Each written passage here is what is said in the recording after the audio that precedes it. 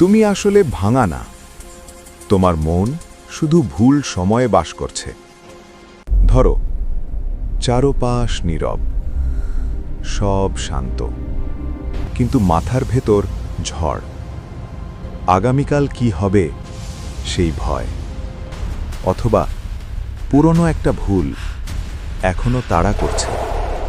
এটাই মস্তিষ্কের খেলা। মন ভবিষ্যতে গেলে দুশ্চিন্তা, অতীতে গেলে হতাশা, কারণ ব্রেন কল্পনাকেও বাস্তব হুমকি ভাবে। কিন্তু একটা জায়গা আছে যেখানে ভয় ঢুকতে পারে না। তোমার পঞ্চম ইন্দ্রিয় এখন জেগে আছে।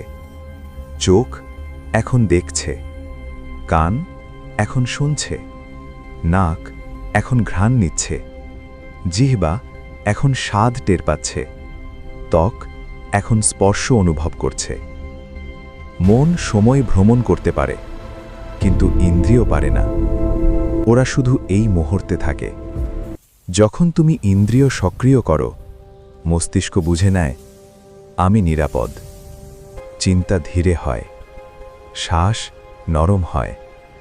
শান্তি বাইরে না, শান্তি সবসময় ছিল এই এখনে।